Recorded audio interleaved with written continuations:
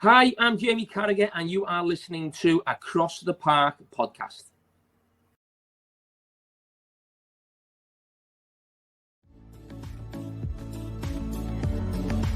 Welcome to Across the Park podcast, the only place you can hear banter and debate from both sides of Stanley Park, whether it be blue or red. Sponsored by Their Clothing, Camper Kings UK, and affiliation with BetMate.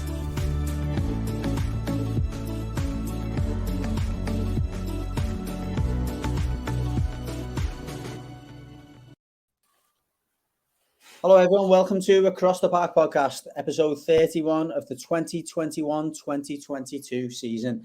And what a massive week it is for both Merseyside clubs this week. We've got previews of Liverpool's trip to Benfica in the Champions League and a huge game that they've got against Manchester City as well, away, the Etihad, isn't it? Yeah. What a class that is. Everton, of course, travel to Burnley on Wednesday evening, which again is a ridiculously big game for the blue half of Merseyside.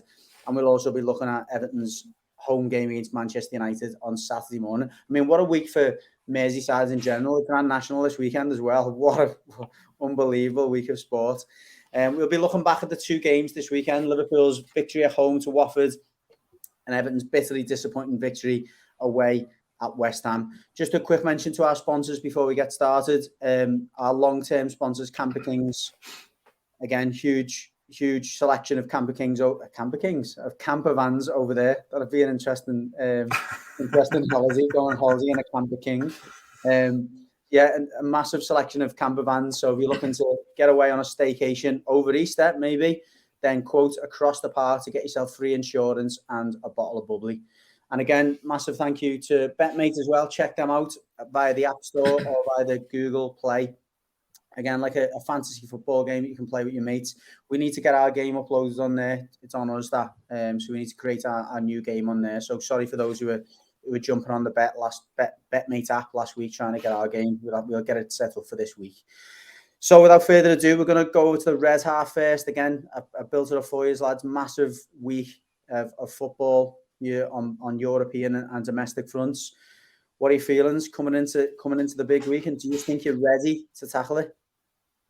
Well, I mean, it's one of them, isn't it? Like, obviously, it was a big game at the weekend. You know, it was one of them. We were playing early before City, and it was important that we got the points on the board. You know, and kept that momentum going in terms of, you know, putting the pressure on them before they played. So, you know, we done our part, and as it happened, you know, City, they obviously won their game, so we roll into this week, and as you say, you know, it's the start, I suppose, now of a really, really crucial run of fixtures for this Liverpool team, and you know, it starts with Benfica on Tuesday, and you know, we're going away first leg, and basically that's what we would have wanted, you know, like go away first leg and bring them back to Anfield for the second leg, and we've got to get the win, and obviously, if we can get a comfortable win in that game, and really sort of go into the weekend game against City in a good moment with good confidence. That game at the weekend against City is going to be huge for Linna. I mean, just before we come to Phil, just a bit of context for both of you, as most all of our listeners and viewers will know. I watch a lot of European footy, and my wife is away this weekend, so I watched even more footy. I watched Benfica and Braga over the weekend. They were away at Braga, and defensively, they're absolutely dreadful. I mean, the decent going forwards. They've got some handy players, but defensively, you've got like Vertonghen and oh my word, they're so poor. Otamendi's playing for them, isn't he? Otamendi and Vertonghen. Yeah, like he watched the same game, and he said to me, "We're going to the match on Saturday," and he said to me, "Do you know what?" He went, "I don't want to sort of thing, yo." He said, "But they looked a shambles at the back," and I was like, "Yeah." I mean, I can see them scoring because they've got some talented individuals in the forward line and quite creative. But I liken them to a team in the Premier League, and you probably say standards wise, and it's hard, isn't it? Obviously, when you're judging European teams, probably say they're a bit like a Leicester who can't defend. Well, I mean, I think go ahead, Phil. I was going to say, if you look at the Watford game there, though, Terry, I think Mohamed Salah's starting to look really tired. He played a lot of football for Egypt, didn't he? I think they went to extra time, penalties, and a huge game. I think Henderson looked shattered. So with the 5 substitution rule in the Champions League, I just don't know what way we're going to go with that.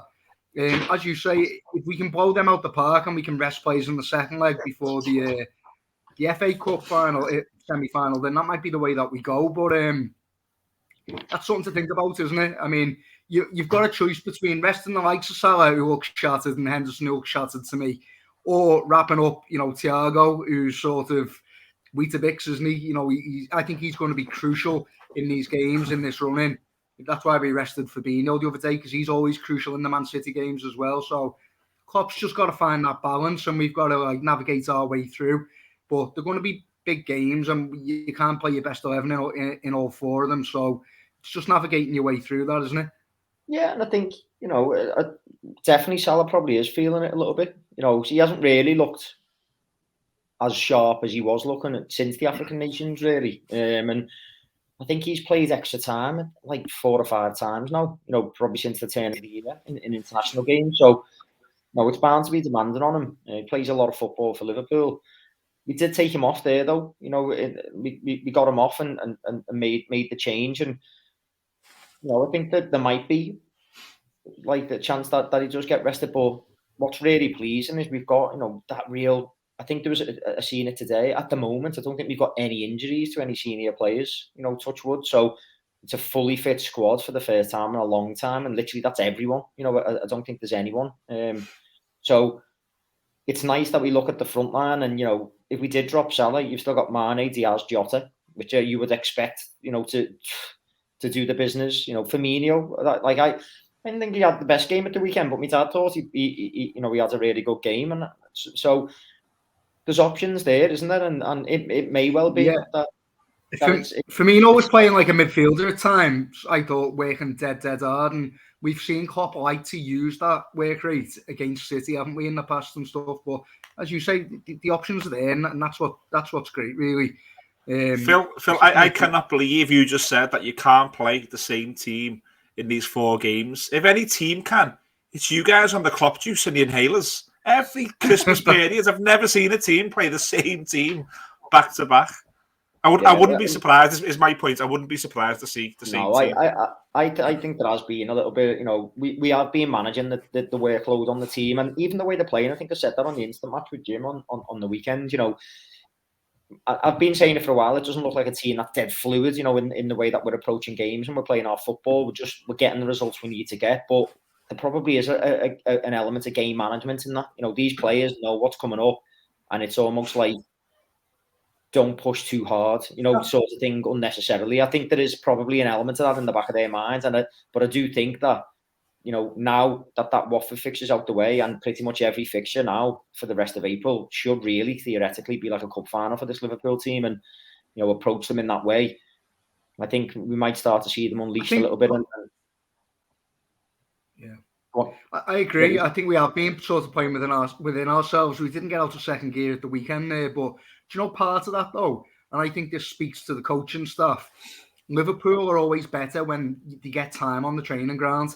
When we've come back from international duty there Thursday and then you play Saturday morning, no time on the training pitch, we look a bit disjointed, a bit disorientated on the pitch. And when they've had time with Klopp training, you can see it's a totally more fluid, different team.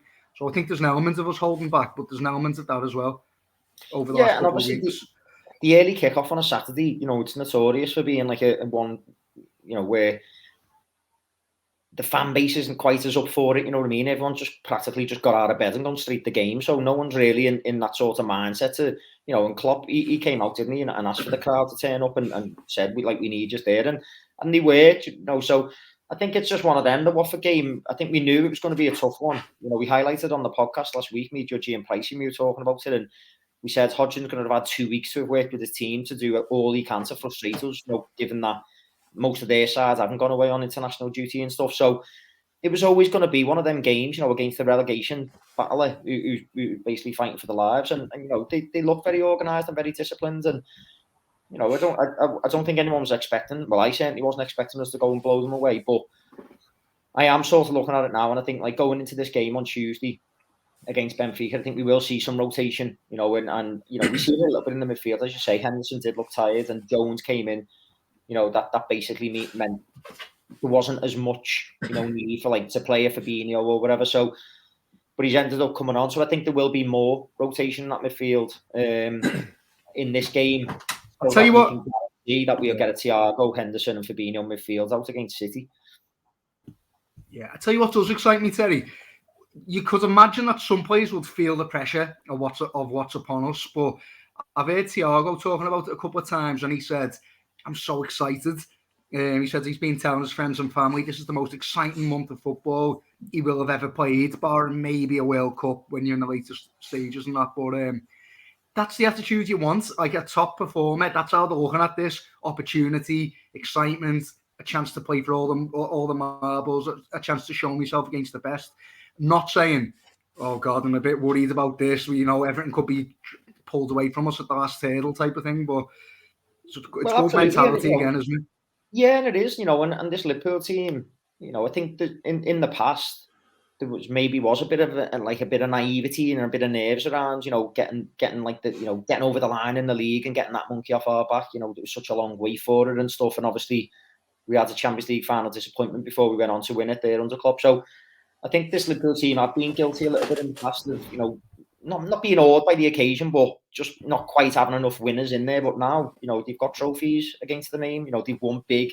They've won everything pretty much. Do you know what I mean? So it's almost like you'd expect them to be hungry and sort of relishing, this fight. And I think, the fact that we've overhauled a 14-point gap to City since the turn of the year, absolutely phenomenal. And that should fill them with confidence, that it should be City looking over their shoulder. We've been in that position in the past, haven't we? And it's horrible when you're leading from the front. You're just watching your lead just get eroded and eroded and eroded. And it's a bit like, and you're sort of just open for the season to finish so that you can, you almost get away with it. And, I think, as you say, we've got big players who've been there and done it now, been around. So the likes of Thiago's experience is going to be absolutely invaluable. We've been at big clubs, Munich to Barcelona, so. Just to bring the Blues in on this then, like the 10th of April seems massive, huge, but we would never say as Reds it'll be a title decider because you don't say them sort of things. It's a bit of a complacent thing to say, but from a sort of, dare I say, a neutral, it's not quite neutral perspective, but do you, on the outside, do you think the 10th of April will decide the title? Yes. Because I'm half expecting a draw, to be honest. Well, I was going to say, if it's a draw, then obviously not. But I think psychologically, whoever wins that game has won the league. I mean, from a points perspective, City almost have won the league. I know Hughes, obviously, it'll only be one slip-up required from Hughes for City to be able to peg his back. But I just think it'll finish whoever loses that game off in terms of... I don't necessarily agree. I think there's enough twists and turns left. I actually think Sunday will be a draw. I do think that you'll go there and get a draw. And then if both teams progress in the Champions League, there's then tough semi-finals with Premier League fixtures either side. I just think there's a few more twists and turns. I think Sunday's massive, but I don't think it's everything. That's what I mean. I think if it's a draw, it's a different dynamic. But I was going to say before you asked that question, Phil, you look at, I started the piece by saying how poor Benfica are defensively. You can't level at City's opponents, not in the knockouts anyway. I mean, I watched them at the weekend. They scraped a win against Alaves. But Suarez is pairing at the moment, and he's going to be relishing this game against Man City, particularly if it's a chance to really put it on them before they play Hughes and endear himself back to your fans. Not that he's ate him or nothing, but there was obviously the whole bitey little bit around the Barcelona game, wasn't there? Yeah, I mean, I think to take Phil's point, as a Liverpool fan, you don't want to say it's the game, it's the title decider, but I think given the consistency of both of these teams over a number of seasons now, in terms of, and you're separating them with next to nothing, 5 goals difference and a point between them after 30 played. It's like, I think they've lost 3, we've lost 2. It's sort of, these teams are so consistent, they don't lose a lot of games in the season. It does start to make you think, that this is sort of possibly the one, as Judgy said. If it's not a draw, then basically it's a game that, you know, probably does give one or the other team the march in terms of that title race. So, no, it is a massive one. But take the point. You know, I'm saying there we've got like basically cup finals all the way through April. You know, in the same way as Millsy's just said, when you get into the Champions League later stages, will City start to, you know, prioritise that? You know, we know that that's the one that they really, really want and stuff. I'm not saying that they'd ever sacrifice the league, but you know, that Champions League, if they're in that semi-final, do they start to, you know, think, oh, you know, this we've got to prioritise this game. So I guess there is always the chance for a few more games, but you know, I'm looking at this one Sunday, and I just think it's absolutely massive. You know, in terms of the context of this title race.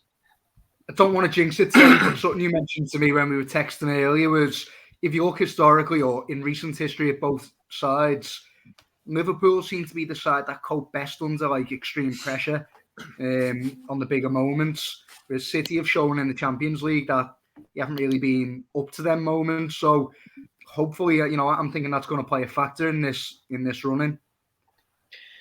Yeah, and you know, I think that's right, isn't it? I mean, I look at this Liverpool team and I think, you know, we sort of thrive on them real emotional occasions, the big one-offs, you know, or where we have to get a result. Like, obviously, much more the case when it's at Anfield rather than at the Etihad. But in the past, if it's felt like City have struggled with that a little bit, you know, whereas we've sort of fed on it, like that sort of, you know, really getting the atmosphere going and really that sort of that energy that this Liverpool team seems to like feed off it and just get better. Whereas I think City have wilted in the past on that. So could it, you know, in Europe, Terry, I can agree with that. But if you go back to that Vincent Kompany goal against Leicester when you were right up their arses, that's them being, you know, staying ahead.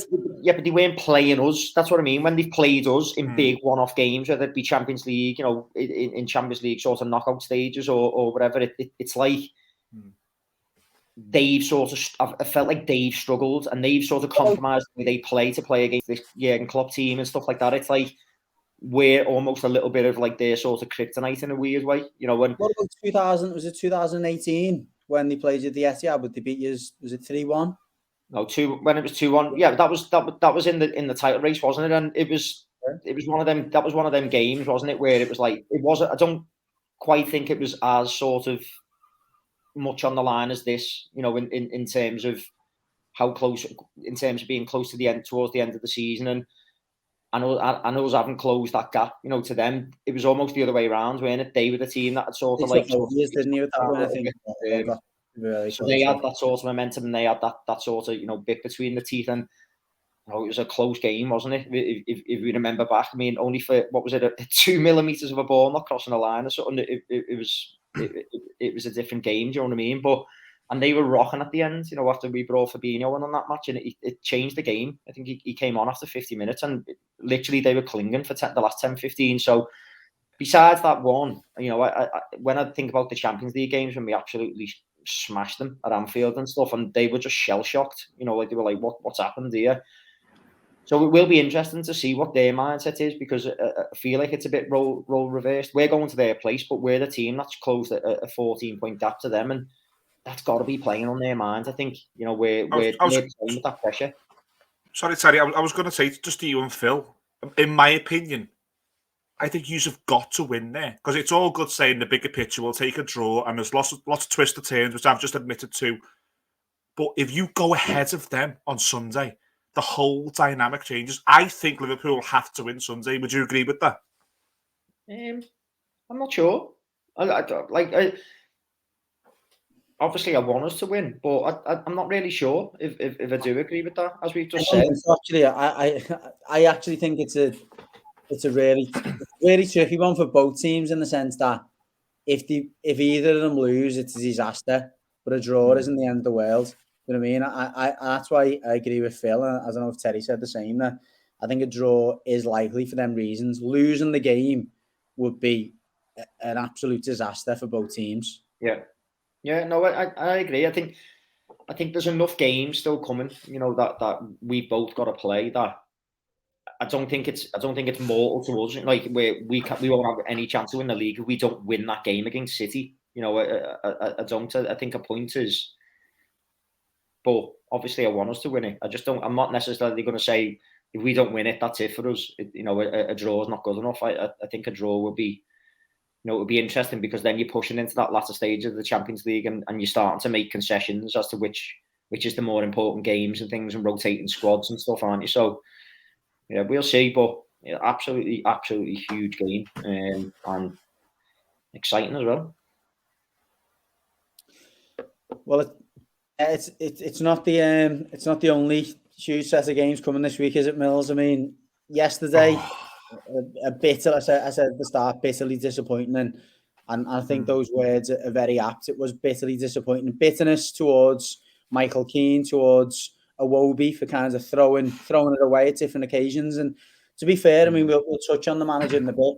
I think in his post-match, he got it spot on again. You know, he said, look, the players reacted today. They showed some character at times in the match when we wanted them to. And, you know, individual mistakes have let us down. But he unlike in other games, he didn't question the character yesterday. He just reiterated that he's not concerned about the personnel. He's just concerned about the personality and the character of the players and you know, reacting to yesterday and obviously to the games that we've got coming.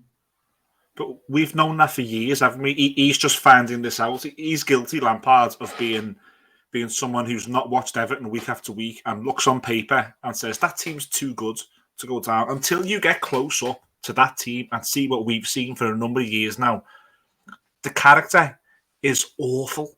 Now, what I will agree with, I think yesterday, I think they've shown a little bit more. I think Iwobi, it was quite cruel on Iwobi to be the one to be part of that mistake because he was shown for the ball. He was quite brave with the ball.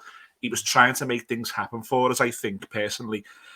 But when you get down to the really nitty-gritty and roll your sleeves up and fight, I just don't think this team have it. And I think he's came in looking on paper going, this will be all right. And we're now into April. And I think his ass is going now.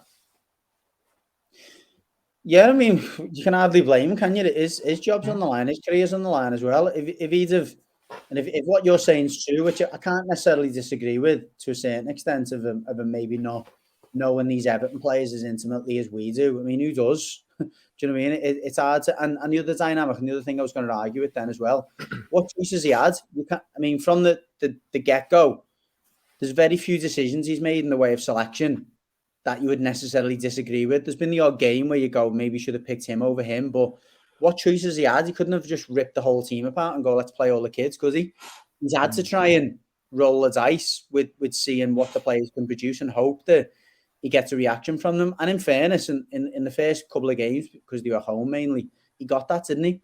So he couldn't come in as a new manager and go, oh, well, I've watched Everton over the last few months under Benitez, and I've watched them under, you know, Silva and various other managers, and I know these players' character is flawed, therefore I'm just going to drop 5 or 6 of them. He didn't have the choice to do that because of injuries and various other stuff.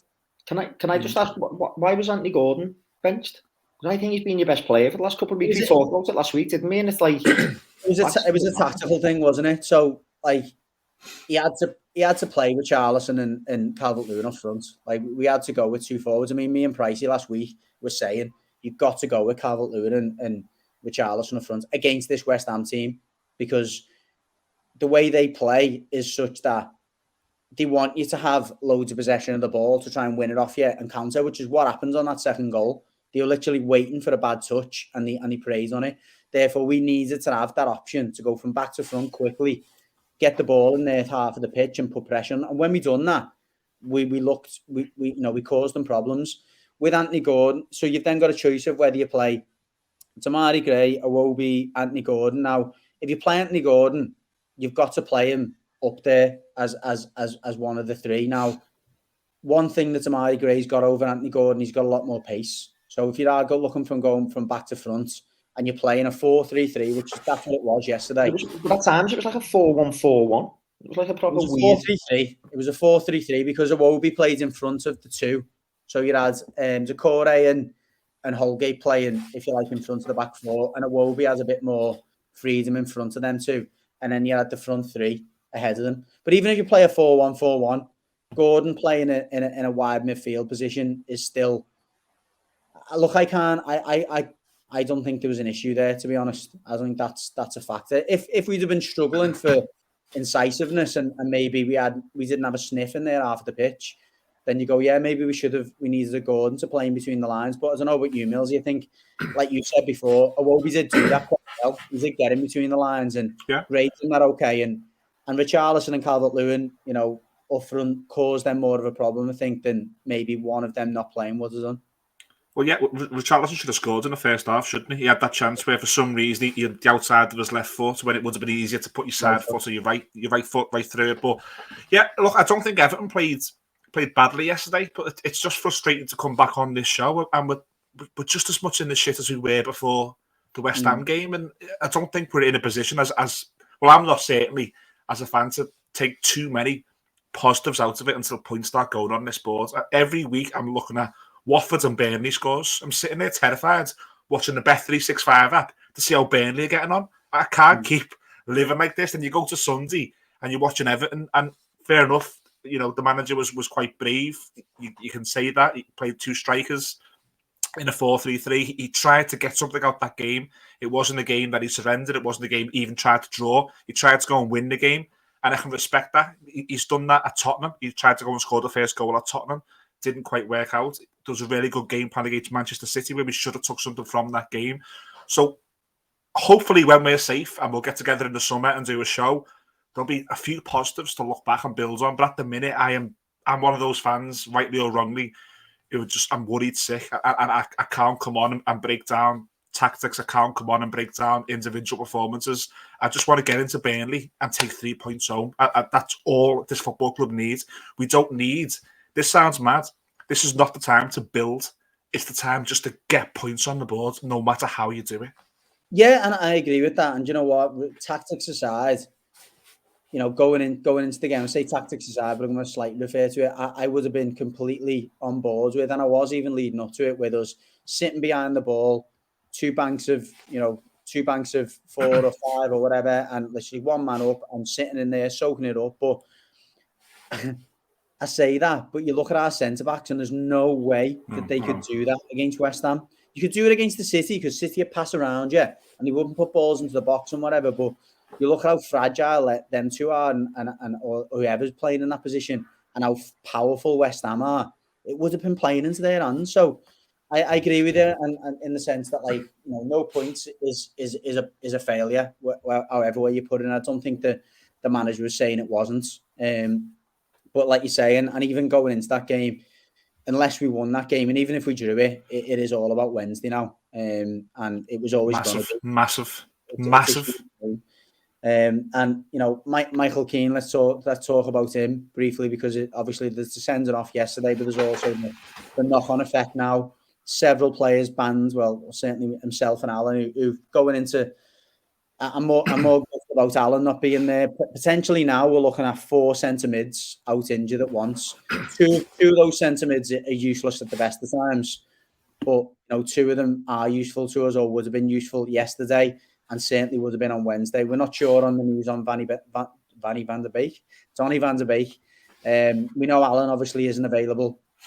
Doesn't leave us many options in midfield, and it also leaves us with even less options at centre back. If Van der Beek doesn't make it, I think you probably got to keep Holgate in there, which means Branthwaite comes in a centre half next to Godfrey. How solid that is against a Burnley team who will just constantly put balls at those 2 players, I don't know. I'd be really confident in Ben Godfrey. Branthwaite, I've seen lots of good things. I've also seen lots of negative things with Branthwaite. I think he came on this season at Newcastle. He had a bit of a nightmare. At Tottenham, again, he looks out of his depth. I think there's lots of potential there, but to rely on him in this game would be risky. You've really got to hope that Van der Beek makes it, because if not, I think the only other midfielder is it Tyler Onyango. Well, I was going to say, Price is there. I know. Again, Burnley are combative all over the pitch, aren't they? Which is why, someone like an Allen would be perfect for this game, because it's literally about tackling, and getting about the pitch, and he would have given us that. I guess it's which is the lesser of 2 evils, isn't it? You go with that risk at the back, of bringing Branthwaite in, or do you go with the risk in midfield of bringing it on Onyango in? My argument is you can probably protect the midfield a little bit more against Burnley because they do go from back to front and they don't really play through midfield. So if I was worried, if I was Lampard and I was worried about the centre-back, I'd probably be more inclined to go with a younger body in midfield and play Holgate centre-back. But I don't know if he'll even consider going with a back three or back five for that reason, though, to protect both players. You know, he puts Holgate in there and plays Branthwaite, and we play with three centre-backs. But again, going back to the game itself, it's a huge one. I mean, it's one of them where, you know, we asked the question about the Reds, you know, or to the Reds before, do you need to win this game? I think the same psychology applies in relation to we can't get beat. We can't get beat in that game. And as much as, like, you know, you say you've got to go there and beat Burnley, I think that's obviously going to be the message.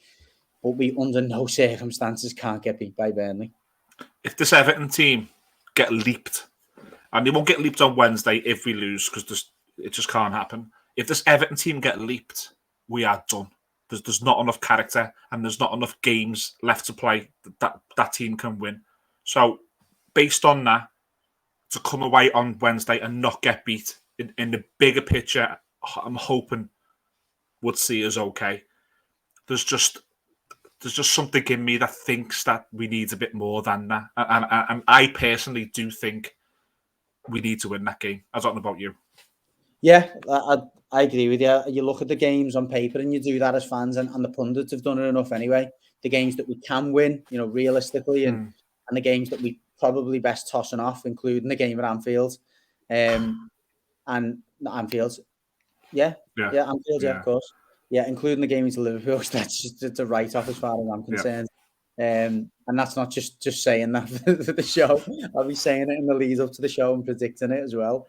But yeah, for that reason it is. You know, you look beyond that game if we don't win it and you're struggling apart from the two games right at the end of the season. And there's so far at the end of the season that, like you say, it's more than likely we'll be leapfrogged by then if we don't beat Burnley.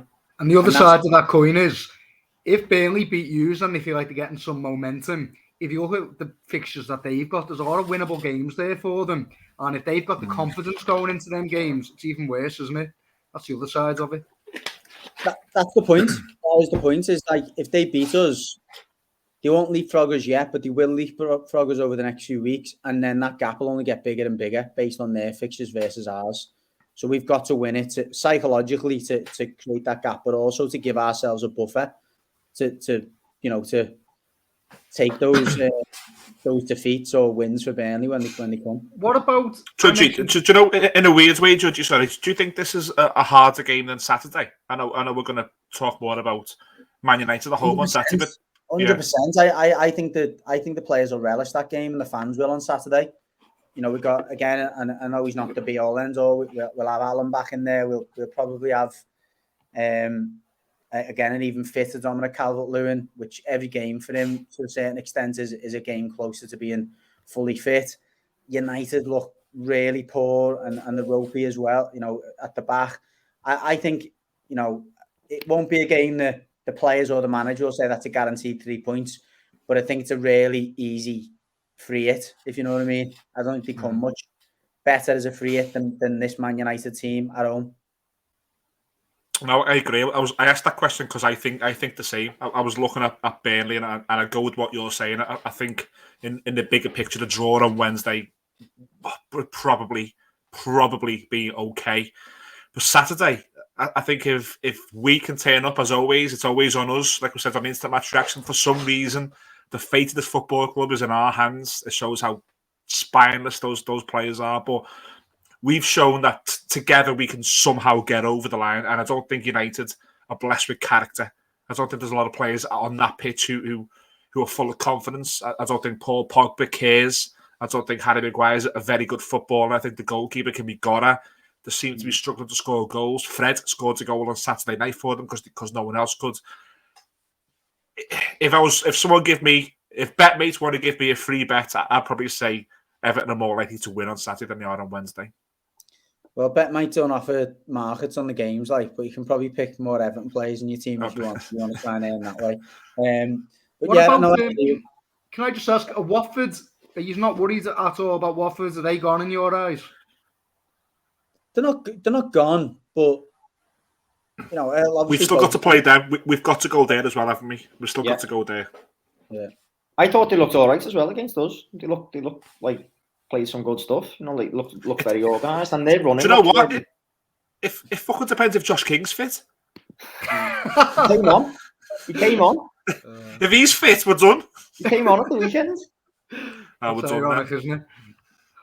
Yeah, I mean, and no, the other thing in the mix now, we obviously can't just look at the teams behind us. If we pick up some points and Watford and Burnley pick up points, Newcastle look like they're going again now.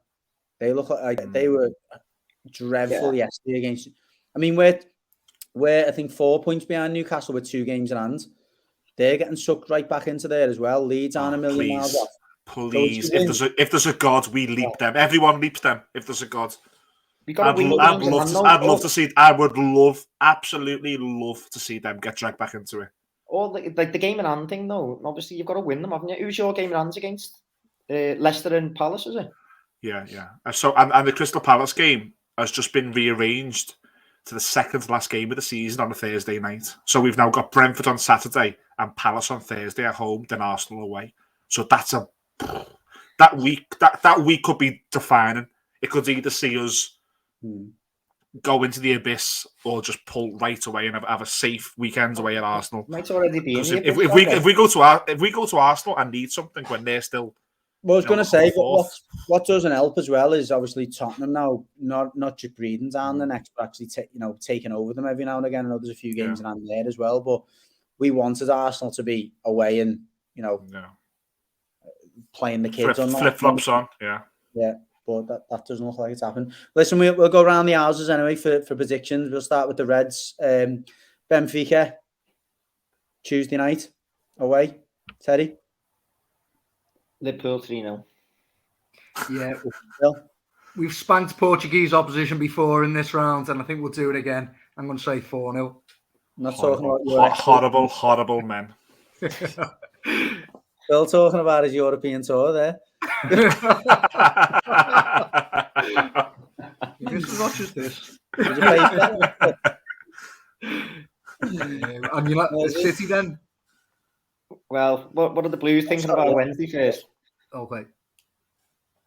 Oh yeah, Wednesday go and then we're going chronological order of date then. I honestly think, and I hate saying this, I think 1-1. I